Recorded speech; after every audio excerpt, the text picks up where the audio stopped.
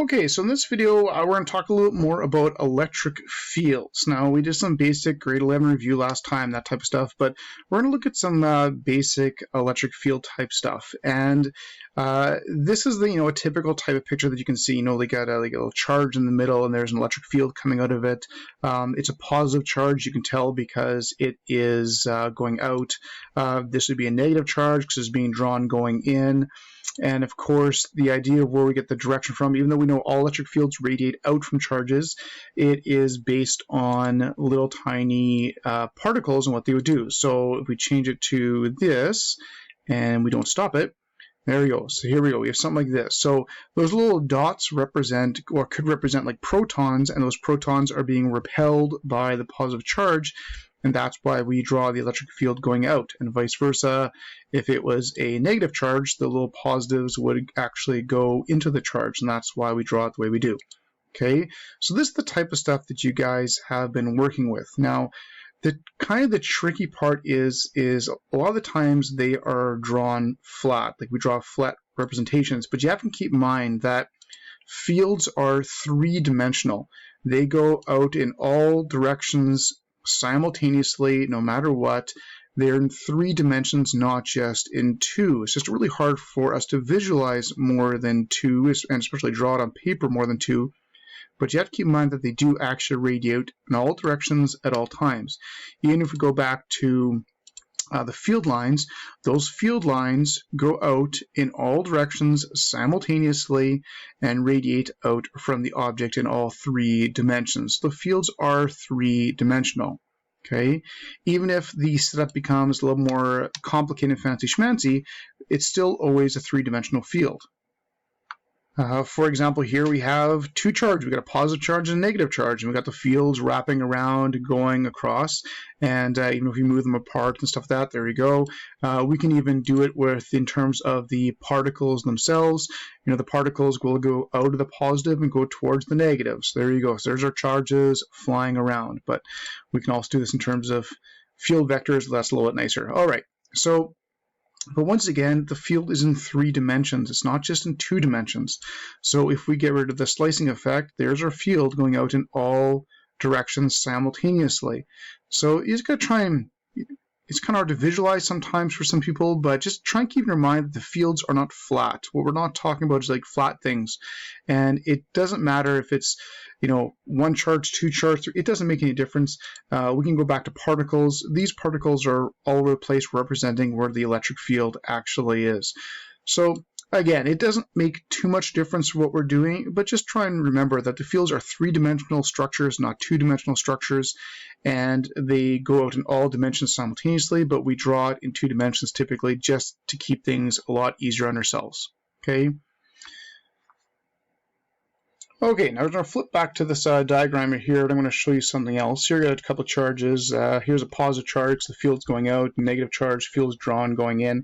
I'm going to show you something else in terms of fields and a little more the nature of the fields. If we go back to like the classic diagram you guys drew in grade 11, you have a positive charge, you have negative charge.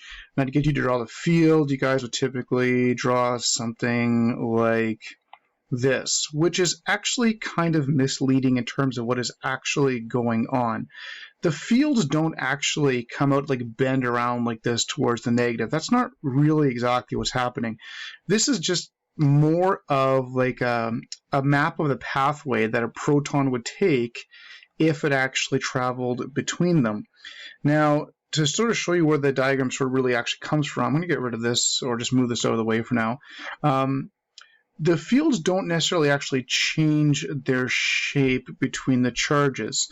And if we want to draw the field between these two charges, it's more like the fields actually overlap than anything else. The fields actually overlap with each other. This is more of a better way to actually look what's actually going on. So to actually draw the fields as straight lines like this, it's hard to tell what would actually occur. So what we do is we then, if we sort of compare to what you guys done before, if I asked you guys to draw the electric field between these charges, you guys would have drawn something like this, and then you guys would have drawn something like this, something like this. Well, let's pick on this point right there. Well, at that point, there's actually two electric fields. There's an electric field from the positive charge going this way. There's an electric field from the negative charge going this way. The vertical components are basically canceling out, and you're left with a horizontal component like this, which is literally what the electric field is right there. It's going straight to the right. It's actually tangent to the curve. So if we went back to this little guy right here, the field, when we draw the fields like this, it's actually not the actual field, it's the net field at any given location. So right here, the field is going towards the right. Always tangent to the curve is where the thing would actually want to go. But it's a combination of a field going up right and a field going down right. The vertical components are canceling out, which gives us that net field. So that's sort of what's happening when we draw electric fields like this, like you guys did in grade 11. They're the net fields. Those are the net fields, the combination of all the field lines put together, showing how things will actually move, how a positive charge, especially like a proton, would actually move between the charges.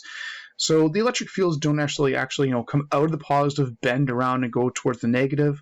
When you guys are drawing electric field diagrams like this, you're actually drawing net fields, not the actual fields. Okay, so they just stay as straight lines coming from the things. We just draw them like this to make things easier to visualize, see what's actually going to happen, because a lot of the stuff that we do with fields, whether it's gravity, electric, or magnetic, a lot of it is actually based on observations of what things actually do within the fields, because we can't actually see the actual individual fields themselves.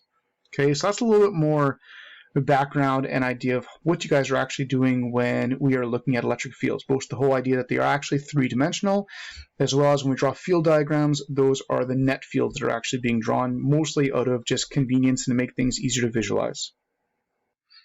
Okay, next I want to show you guys something else that we can incorporate that you guys have taken already before, and see if we can sort of expand on your knowledge in this stuff as well. This is the typical setup you guys have worked with: parallel plates, uniform electric field, charge going from one side to the other, F equals MA, F equals QE, all that kind of stuff. And we've also incorporated in previous video applying some of your more fancy kinematic equations. Well, we can incorporate some other mechanic stuff that you guys have done as well. When that charge goes from one plate to the other, there's actually a force being applied, and it actually moves a distance. Well, when you talk about applying a force over a distance, you put those two things together, you've got work. So the same way we can incorporate your kinematics equations from grade 12 into stuff you guys did in grade 11, we can also incorporate the energy idea into this stuff as well, which actually can make it an awful lot easier sometimes, especially with a parallel plate setup. So for example, if I want to calculate the work for this charge to go from here to the other side, well, work is equal to force times distance. And everything is nice and parallel, so I don't have to worry about cos theta or anything like that. Work is equal to force times distance. Well, to calculate the force in electric field, basic grade 11, that's QE. So that would be Q times E times D. So right there, that is what I can use to calculate work. Now, of course, when you do work on something, you use energy, and that energy goes to certain things. So one of the things that this will do, this QED expression, this work, one thing it does, of course, it turns into kinetic energy, which of course is equal to 1/2 mv squared. So this actually becomes another way to solve basic mechanics questions like this, is you can use work ideas where, the force QE times the distance can give you kinetic energy, which is 1/2 mv squared. And this is the way to calculate speeds of things. You don't have to worry about time. You don't have to calculate acceleration. You don't need any of those things. So you can actually go back to a lot of the grade 11 questions that you guys did and apply energy to them.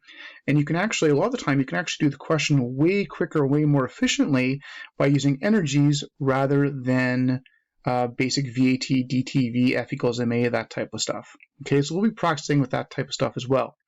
Well, you've got work involved and you've got kinetic energy. Well, what about the potential energy? Well, the potential energy would exist at the very, very, very beginning. That's where it's got the potential energy. And just like the other ones, it would be equal to the stuff that you had before. So you've got, potential energy at the beginning, and this, of course, it allows there to be work done, which then changes to kinetic energy. So all of these things kick in very similar to what you guys have done before. And you can go one way, but of course you can also work backwards as well. So we can incorporate energy ideas into what you guys are doing. Now, this is where sometimes another quantity kicks into the situation as well. If we actually look at this in terms of the energies and work done, it's really common to see the potential energy actually written as QED. Really, really common because that's what the work is done. They're all equal to each other.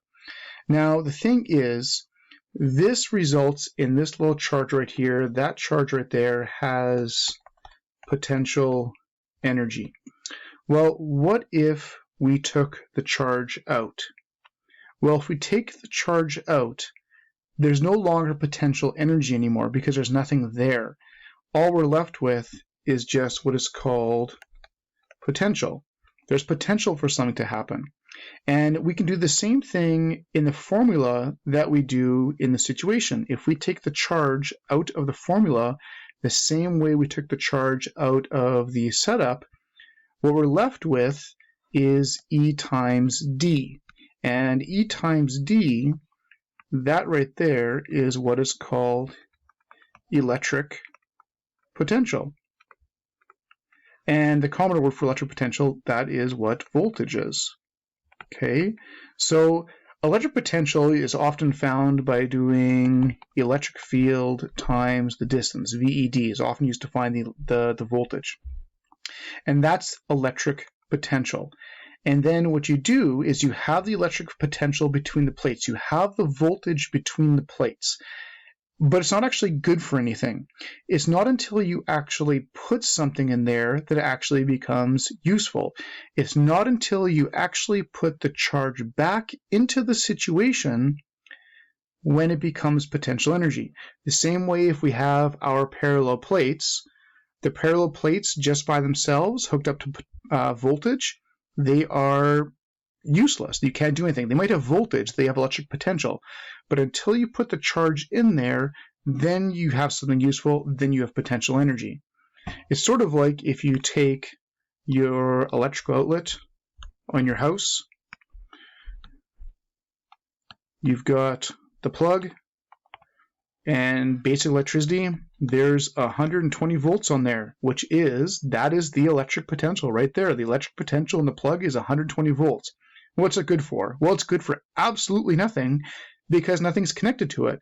Once you actually take a plug that is connected to something, whatever you're going to use, your TV, your laptop, whatever it is, once you actually take that plug and attach it to this, once you actually attach charges that can be used to the actual plug itself, then it becomes useful. So you got electric field, you've got plates, you can have electric potential, you can have voltage, but not until you actually put a charge into the plates. Then that charge can have potential energy. When it has potential energy, work can be done, and that work can then give the charge kinetic energy. Okay, so this may seem like a little bit of a mess right now, that kind of stuff, but we'll work with this a little bit in the next video, and we'll see how all this stuff sort of fits together, pieces together, because using work and energy is a fantastic way to work with charges in parallel plates.